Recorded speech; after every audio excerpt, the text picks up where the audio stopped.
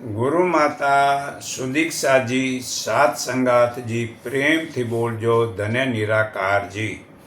આજે આપણે ફીટ આવવી કે તાણ વિશેની સમજણ મતલબ સમજાવીએ છીએ. ખરેખર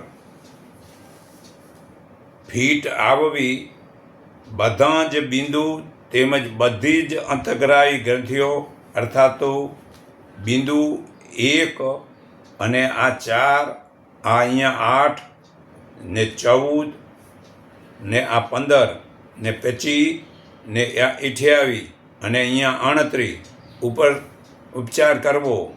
આ આંચકી બાળકોને આંચકી વખતે ખરેખર આ કાનની બૂટ જે છે, આ કાનની બૂટને આમ દબાવો, બંને બાજુ સામાન્ય દબાણ આપો. આ તાત્કાલિક ઉપાય છે. પછી મૂળ કારણ શોધો.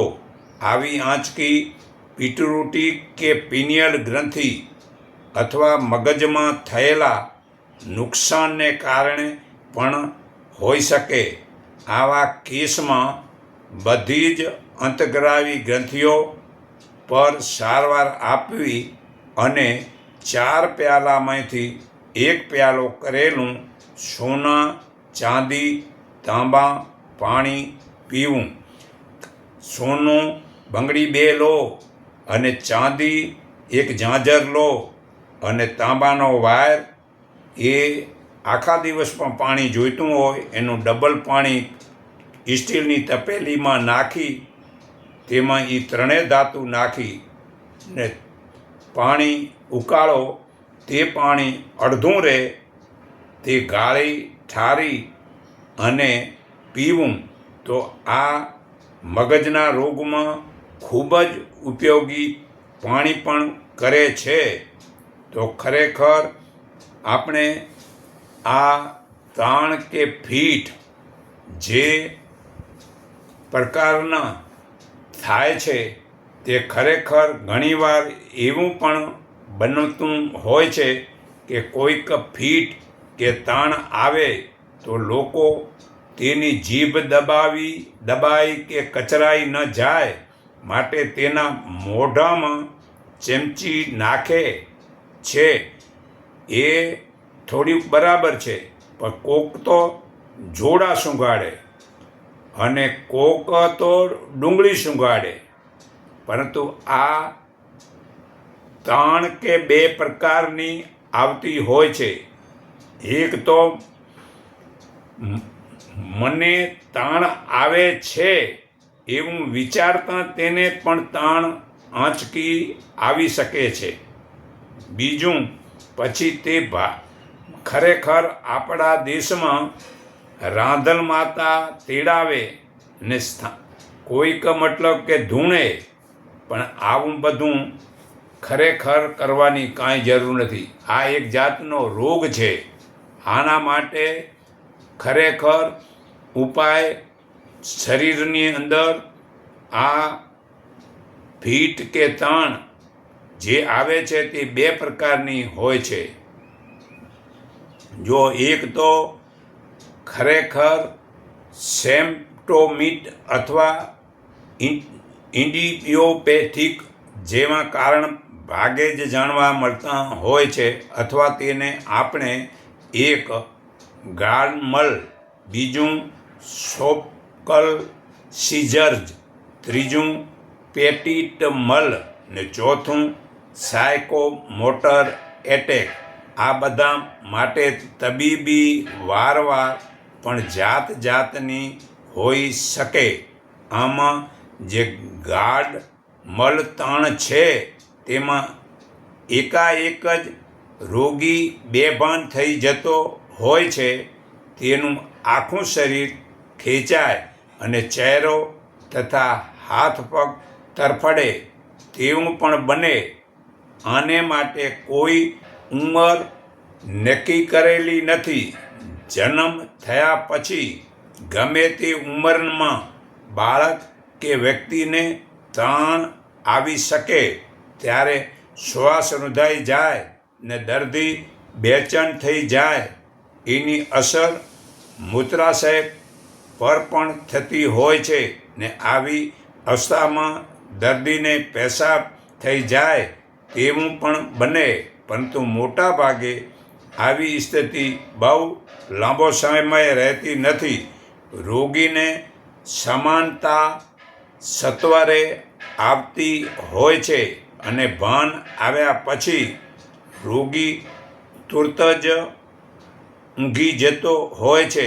આ નિદ્રા ખૂબ જ પ્રગાઢ નિદ્રા હોય છે અને જ્યારે આવી ઊંડી ઊંઘમાંથી તે ઉઠે ત્યારે તેને માથાનો દુખાવો થાય, મોઢ ચડે, ચક્કર આવે, હાથ પગ ખૂબ દુખે અને મન મૂંઝાય તેવું થાય. પરંતુ જો ભાનમાં આવ્યા વગર વારવાર આવી તાણ કે આંચકી આવતા હોય તો તે અવસ્થા સેટેટ એપિલિપ્ટિક્સ કહેવામાં આવે છે. તે પેટી મલ ખાસ કરીને નાના બાળકોને જ આવતી હોય છે ત્યારે થઈ જાય. તેની પરિસ્થિતિ તેને દૂર કરવી જોઈએ. હંમેશા તે પ્રસન્ન રહે, આનંદમાં રહે, ઉત્સાહમાં રહે તેની કાળજી રાખવામાં આવે તો મોટા ભાગે તે નિર્ભય રહી શકે છે. બીજું કે યોગ અભ્યાસની નાડીઓ શોધન ક્રિયા માનસિક શાંતિ અને સ્વસ્થતા માટે બહુ જ જરૂરી છે. આપણે જે શ્વાસ લઈએ છીએ અને છોડીએ છીએ તેના પ્રત્યે આપણે ભાગ્યે જ સભાન રાખીએ છીએ. આ એક એવી ક્રિયા છે કે શરીરમાં જે કાંઈ કર્મ કરીએ અને જ્ઞાનેન્દ્રિયો વડે નવદ્વારા જે કરીએ તેની બધી જ સિદ્ધિઓ થાય છે. આપણે આ શ્વાસોશ્વાસની ક્રિયા કરીએ છીએ તો અહીંયા આ શ્વાસ પ્રત્યે થોડીક પણ જાગૃત સમાનતા કેળવવામાં આવે તો ખરેખર તે સંબંધે ઘણું જ સારું થાય છે. તો ખરેખર આ યોગાસન કરો. બીજી નાડી શોધન ક્રિયા માટે સુખપૂર્વક પ્રાણાયામનો આશ્રમ લેવાથી નાડી શોધન અનુલોમ વિલોમ પણ કહેવાય છે. ડાબે ભરો, જમણે કાઢો, જમણે ભરો અને ડાબે કાઢો. આનાથી વાત, પિત્ત અને કફ 3 પ્રકારના રોગ મટે છે. તો ખરેખર આ કરવાથી શરીર સારું થાય છે અને ખરેખર ઉત્તાનપાદાસન, વિપરીત કરણી મુદ્રા કે સર્ગાસન અભ્યાસ પણ આ મસ્તિષ્કને લોહીને પુરવઠો પૂરતી વિશેષ માત્રામાં પહોંચાડવા માટે સહાયરૂપ થઈ શકે છે. જો કે શીર્ષાસન અભ્યાસથી જ મસ્તિષ્કને સૌથી વધુ લોહી મળતું હોવા છતાં પણ પિત્તના રોગીઓએ કોઈ પણ સંજોગોમાં સાધારણ શીર્ષાસન કરવું જ નહીં. હા, આવા લોકોને માટે રક્ત પરિભ્રમણને મસ્તિષ્ક પ્રાપ્તિ લાવવા માટે બીજા ઉપાયો પણ છે. દાખલા તરીકે પલંગ અથવા ટેબલ ઉપર માથું લટકાવતું રહે તેવી રીતે ચત્તા રહેવું. આ પ્રમાણે પીઠ નીચે અને પેટ ઉપર બંને પગ જોડેલા, હાથની હથેળી નીચેની તરફ અને માથું લટકતું આમ રાખવાથી હૃદયની ઊંચાઈ કરતાં માથું નીચે આવવાથી માથાને લોહીનો પુરવઠો વધારે મળે છે. આ ક્રિયા કરવી પણ બીજા એમને ન કરવા, કારણ કે જ્યાં સુધી એ પીઠ ક્યારે આવે અને શીર્ષાસનમાં હોય તો એને તકલીફ થઈ જાય. તો ખરેખર માથું લટકાવીને રહેવું પણ તેમને શીર્ષાસન ન કરવું. બીજું કે ઉત્તાનપાદ આસન કરો. જોઈ લો એ આજે સૂતાએ એવી રીતે આમ સૂઈ જાઓ અને એને ઉત્તાનપાદ આસન કહેવાય છે. તે ખરેખર આસન સૂવાનું સૂઈને પહેલાં એક જ પગ ઊંચો કરવો, 30 ડિગ્રી જેટલો પગ ઊંચો થાય ને ઘૂંટણ સીધા રહે તે આવશ્યક છે. આ ફીટવાળા કરી શકે છે. આ જ પ્રમાણે બીજા પગથી પણ કરવું. આ આસન એક પાદ ઉત્તાનપાદ આસન કહેવાય છે. ત્યારબાદ આ જ ક્રિયાને બંને પગથી એક સાથે કરતી વખતે આરંભમાં 20 સેકન્ડથી પ્રારંભ કરવો ને ધીરે ધીરે ઓછામાં ઓછું 1.5 મિનિટ સુધી ઉત્તાનપાદાસનમાં રહેવાની ટેવ પાડવી જ જોઈએ. આ ક્રિયાથી શ્વસન ક્ષમતા વધે છે ને આ શારીરિક કાર્યક્ષમતા વધારવાથી ઉપયોગી આત્મવિશ્વાસ, પોતાની અંદર રહેલી નબળાઈના વિચારો અને નાસીપાસ થવાની ભાવનાને આ શૂન્ય કરી દે છે. તો મગજ અને જ્ઞાનતત્વો તથા ચેતના તંત્રને જાગૃત કરવા માટે વિપરીતકરણ મુદ્રા અને સર્ગાસન ખૂબ જ મદદરૂપ થઈ શકે છે. તો સર્ગાસન આ માટે જમીન પર ચિત્તાશોઈ જમીનને ધીરે ધીરેથી પગ ઊંચા કરી અને આવી રીતે જો આ સર્ગાસન કહેવાય છે. આ સર્ગાસન કહેવાય છે. તે આપણે આગળ જોયું તો આ સર્ગાસન વડે આસનો અભ્યાસ સર્ગાસનથી સારું માનસિક ચેતનાનો ઉજાગર કરી શકાય છે. તો આપણે આગળ જોયું તેમ જો આ ફીટ સાયકોસોફેટિક કારણોથી હોય તો આ યોગ આસનો અને પ્રાણાયામનો અભ્યાસ દર્દીને ફરી નવું જીવન અર્પી તેના જીવનને નવગુણ બનાવી શકે છે. 100 વાતની એક જ વાત કે શરીરમાં રહેલા શ્વસન તંત્ર, રુધિરાભિસરણ તંત્ર, પાચન તંત્ર, ઉત્સર્જન તંત્ર અને ચેતના કે સંવેદન તંત્ર આ પાંચે પ્રક્રિયાઓની સારી રીતે શારીરિક અને માનસિક સ્વસ્થતા માટે ખૂબ જરૂરી છે. તો ગળાને જમણેથી ડાબે અને ડાબેથી જમણે આમ આગળ પાછળ ઝુકાવવું અને ગોળ ગોળ ફેરવવું વગેરે ક્રિયાઓ પણ ફીટના દર્દીને ઉપયોગી થઈ શકે છે. તો ભમરાના ગુંજણનો આ નાદ ભમરી પ્રાણાયામ અને દીર્ઘ પ્રાણાયામ એટલે કે ઓમકારનો નાદ ચેતાતંત્રને આમ સારું ખૂબ સહાય થાય છે. તો ધ્યાનનો નિયમિત અભ્યાસ, સદવિચાર, સદગુણ અને સદવાચન સારા સકારાત્મક અને નિર્માણાત્મક ચિંતન, ઉત્સાહિક લોકો ને પ્રફુલ્લિત લોકોની વચ્ચેનો સહવાસ પણ માનસિક રીતે સ્વસ્થતા અને પ્રસન્નતા આપે છે. તો ખરેખર આપણે આ ઊંચા સારા માણસનો સંગ કરીએ તો ખરેખર આપણે પરમાત્માની પ્રાપ્તિ પણ કરી શકીએ છીએ. તો સંભળાય છે અંદર ઈશ્વર છે આપણા શરીરમાં. તેથી ખરેખર આપણે આપણું આ હાથ, પગ, છાતી વગેરે બધા જ આનંદી રહે છે. તો અંદર ઈશ્વર છે અને હું અનંત છું, અખંડ છું, આનંદનો સ્ત્રોત છું તેમ વિચારવાનું પ્રસન્ન રહો તો ફીટ તો જશે જ અને તમો પણ ફીટ થઈ જશો. તો ફીટ થવા માટે ખરેખર પરમાત્માનું ધ્યાન કરો. જેટલા પ્રમાણમાં પરમાત્માનું ધ્યાન કરશો તેટલો તમારા શરીરમાં ભય છે એ જતો રહેશે. તો ભય, ધ્યાન, જ્ઞાનથી પરમાત્માની શક્તિ ખૂબ મળે છે.